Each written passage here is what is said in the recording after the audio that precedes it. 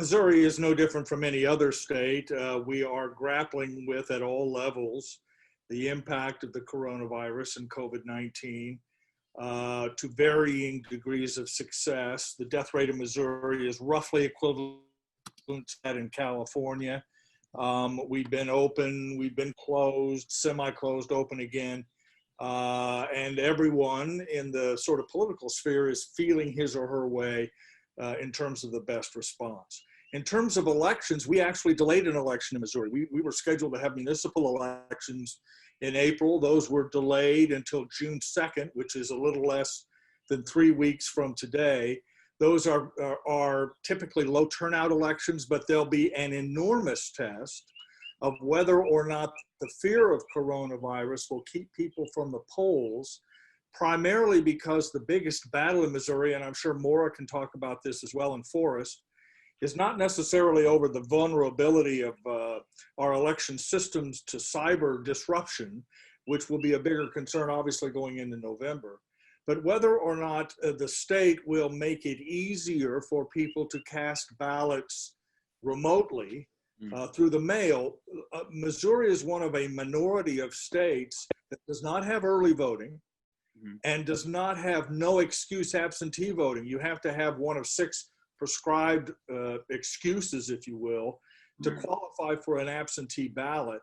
And there's been an enormous push, and I've been a part of that, our editorial board has been a part of that, to say that in the current crisis, allowing people to vote by mail because they fear exposure to the coronavirus is probably a pretty good thing. And to date, the governor's office and others have sort of pushed back against that. And some election authorities have said that they think coronavirus is an excuse to vote absentee. Others have said no. There is a current court case that was actually heard in district court, Cole County District Court this week on this issue, and there may be injunctive relief that's part of this. And then the legislature has talked about remedies as well, although it adjourns formally tomorrow. So the idea that it's going to fix the problem in time for at least June is problematic in the extreme. So I think what Missouri is trying to do is figure out how it can best get the most people to vote, maintain some security of its election systems, and respond in a coronavirus environment that nobody is used to. I will say this, and Maura can talk about this more. Jay Ashcroft a couple of years ago said he thought that voter fraud was a bigger problem than cybersecurity in elections. He testified to that effect in Washington. And that has been the basis of some concern in Missouri, although the secretary has since said he's done things to try and step up cybersecurity at the state level. Like most states, Missouri's election systems are very diffuse. They're very different. They're run primarily at the county level. In Kansas City, Missouri, we have 3 different election authorities, 3, who often don't talk to one another, don't share information, that type of thing. So we have what in essence is a relatively rickety election system going into the coronavirus environment that's going to be fascinating to watch the state navigate. That's my view. Like other states, actual campaigning in Missouri has really ground to a standstill. We do have, the governor is on the ballot, Secretary of State is on the ballot. We have some ballot issues, but the idea of an actual sort of traditional exchange with commercials and flyers and all that has really been put on hold and will be for some time. So my guess is we won't really see that activity and whatever misinformation is part of that really pop up until July at the very earliest and perhaps beyond that. Well, oversight, of course, is the most important thing that we do, and we make some attempt, as Maura can tell you, to observe what political actors are doing and election officials are doing and whether they work or not. Sometimes that can be a little problematic because, journalists like accuracy, of course, but they also like speed, and sometimes speed can be the enemy of accuracy, and we have to balance that sometimes.